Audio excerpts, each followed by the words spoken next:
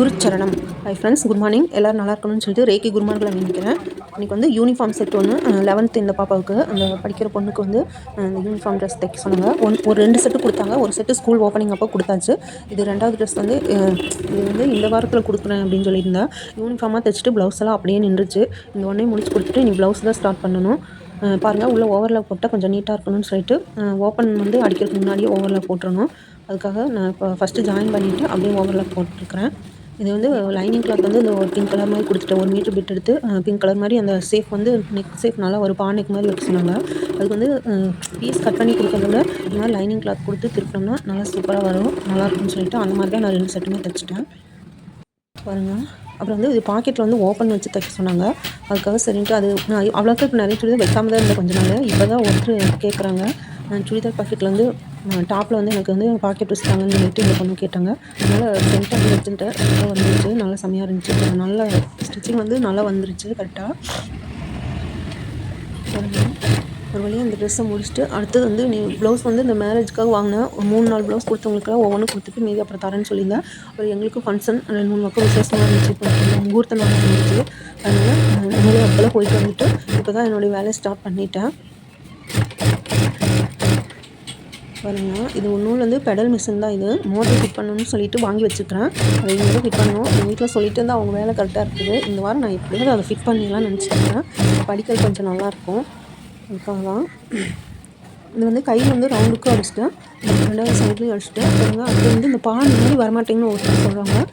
சைடில் ஓப்பன் பண்ணுறப்ப கரெக்டாக வந்துடும். அதெல்லாம் நம்ம வந்து அதாவது நல்லா திருப்பி ஃபஸ்ட்டு அந்த ஓப்பன் வந்து லைட்டாக கீழே மடிக்கும்போது கொஞ்சம் அதிகமாக மடிச்சுட்டு அந்த கிராஸ் வந்து மேலே வர கொஞ்சம் வந்து அப்படியே லைட்டாக கம்மியாக மடிச்சுட்டே வந்தோம்னா அது அப்படியே வந்துடும், கரெக்டாக வந்துடும். சேஃப் வந்து வந்துடும், பானைக்கு மாதிரி வந்துடும்.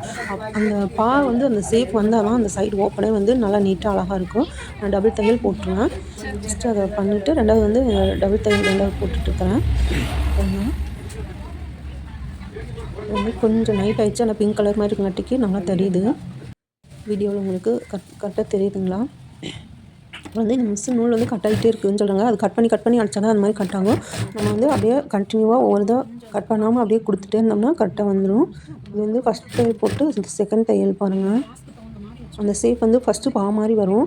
2வது வந்து மாதிரி சேஃப் 2வது தையல் வலிக்கும்போது அதை அப்படியே நிறுத்திடும். ஊசி உள்ளே குத்திட்டு நிறுத்திட்டு துணி வந்து நல்லா இப்படி டர்ன் பண்ணி நல்லா திருப்பிட்டோம்னா உங்களுக்கு வந்து நம்ம நினைக்கிற மாதிரியே சூப்பராக வரும். எனக்கு அந்த மிஷின் அடிச்சுட்டு இருந்ததுக்கு இந்த பவர் மிஷின் வாங்கினதுக்கப்புறம் கொஞ்சம் நல்லா தையலே நீட்டாக வருது. அடிக்கிறதுக்கு நல்லா சருன்னு போகுது, நல்லா இருக்குது. ஸ்டிச்சிங் நல்லாயிருக்கு. நான் ஃபஸ்ட்டெல்லாம் இந்த மிஷின் ரிப்பேர் ஆனால் ஆள் கிடைக்காது, பார்க்க முடியாது, அப்படி இப்படின்னு சொல்லிட்டு இருந்தாங்கன்னு சொல்லி தான் நான் இது வாங்காமல் இருந்தேன். ஆனால் இது ஏன்டா இவ்வளோ நாள் மிஸ் பண்ணிட்டேன்னு இப்போ கஷ்டமாக இருக்குது. ஆனால் இந்த தையல் நல்லாயிருக்கு, பவர் மிஷின் நல்லாயிருக்கு, பரவாயில்ல. பாருங்க, அதை அடிச்சுட்டு அப்புறம் அந்த பொண்ணு வந்து கைக்கு வந்து இந்த மாதிரி பார்டர் மாதிரி வைக்க சொல்லியிருந்தாங்க. யூனிஃபார்மில் ஒருத்தர் வேணான்னு தான் சொல்லுவாங்க, இதெல்லாம் வைக்கக்கூடாதுன்னு சொல்லுவாங்க. நான் அவங்க வந்து இது மாதிரி வைக்கணும்னு சொல்லிவிட்டு அந்த பொண்ணு கேட்டுச்சு. ஃபஸ்ட்டு தைச்சதுக்கு வச்சு கொடுத்துட்டு இதுலேயும் வச்சு கொடுத்துட்டேன். பாருங்கள், நான் வந்து ஃபஸ்ட்டே வந்து மடித்து அடிச்சிட்டேன். அதுக்கப்புறம் இல்லாட்டி கொஞ்சம் நல்லா அப்படியே திக்னஸாக இருக்கிற மாதிரி தான் இருந்துச்சு. சரி பரவாயில்ல, அப்படியே போட்டுக்க, கை வந்து சீக்கிரம் கிளியாவது நல்லா இருக்குன்ட்டு போட்டேன். இப்போ பாருங்கள், மடிக்கிறது பாருங்கள். இந்த சைடு ஓப்பனு, அந்த சைடு அடிச்சிட்டேன், இந்த சைடு வாங்க. அப்படியே நம்ம மடித்து கையில் வந்து அது நம்ம மிஷினில் கொடுக்குறதுல தான் இருக்குது.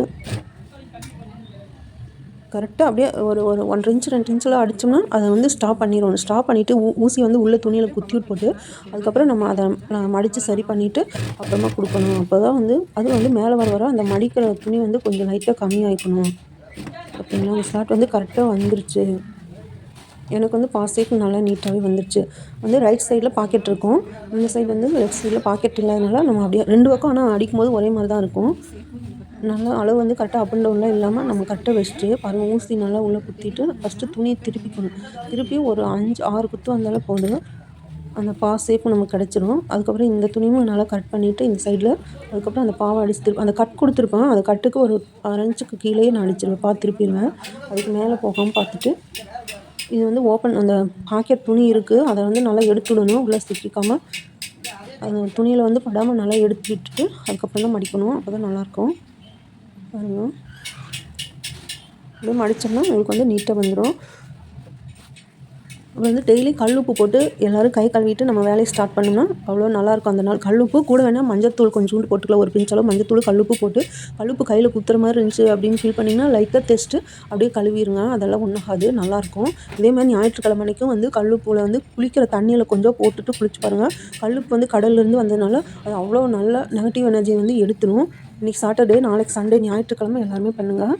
அது வந்து நம்பிக்கை இருக்கிறவங்க செய்யுங்க, அது ரொம்ப நல்ல விஷயம் அது. அவர் வந்து கல்லுப்பில் வந்து கால் வலி அதுக்காக தான் வைப்பாங்க.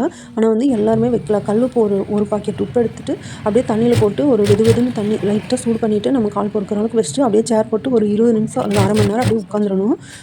உட்காந்தோம்னா அந்த கல்லுப்பு வந்து நம்ம காலில் வந்து அழுக்கெல்லாம் எடுக்க இல்லாமல் நம்ம மனசில் இருக்கிற உடம்புல இருக்கிற நெகட்டிவ் எனர்ஜி எல்லாமே எடுத்துருது. கடல் தண்ணியில் கால் வச்சுட்டு அந்த மாதிரி நம்மளுக்கு வந்து மைண்டே ஃப்ரெஷ்ஷாக நல்லாயிருக்கும்.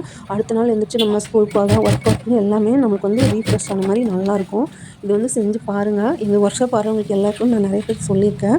அதனால் ஒரு ஆள் வந்து நடக்கவே முடியாமல் எந்திரிக்கவே முடியாமல் வந்தாங்க. நான் அப்போ வீட்டுக்கு வந்துட்டு இவங்க அப்பா வந்து எங்கள் வீட்டில் சொல்லியிருக்காங்க, இந்த மாதிரி கல்லுப்பு போட்டு வைங்க சரியாயிடும் அப்படின்னு சொல்ல, அடுத்த டைம் அவங்க வரும்போது, தேவேந்திரா நீ சொன்னதை கேட்டு எந்திரிக்கவே முடியாமல் இருந்து நான் இப்போ நடக்கிற அளவுக்கு ஆகிட்ட சாமி, தெய்வமே நீ நல்லா இருக்கணும் அப்படின்னு சொல்லிட்டு அவ்வளோ சந்தோஷமாக ஹாப்பியாக வந்தாங்க. எங்கள் பொண்ணு நீ சொன்னதுக்கப்புறம் நான் செஞ்சதுக்கப்புறம் வந்து எங்கள் பிள்ளை வந்து சொல்லுது சாமி இதையா, எனக்கு ரொம்ப சந்தோஷமாக போச்சு அப்படின்ட்டு அவர் ரொம்ப ஃபீல் பண்ணிவிட்டு அவ்வளோ ஹாப்பியாக சொன்னார். அவங்க அப்பா சொன்னாங்க, எவ்வளோ நீ சொன்ன வைத்தியம் நான் இன்னொருத்தருக்கு சொன்னேன், அதை அவங்க செஞ்சு பார்த்துட்டு வந்து வந்தாலும் அவ்வளோ இதாக சொன்னாங்கல்ல, இது நல்லா கேட்குதுன்னு சொன்னாங்க அப்படின்னு சொல்லிட்டு எனக்கு பரவாயில்ல, நம்ம சொல்ல கேட்டு அவங்களுக்கும் ஒரு நல்லா இருந்திருக்கு. லைஃப்பில் வந்து ஒரு இது ஒவ்வொருத்தரும் வந்து அவங்க சொல்லி நம்ம கேட்குறதா அந்த மாதிரிலாம் நினச்சிப்பாங்க. நான் அப்படி இல்லை. ஒரு சின்ன எல்கேஜி படிக்கிற குழந்தை கூட இன்றைக்கி வந்து ஒரு விஷயம் சொன்னால் அவங்கக்கிட்ட நிறைய விஷயம் அந்த மாதிரி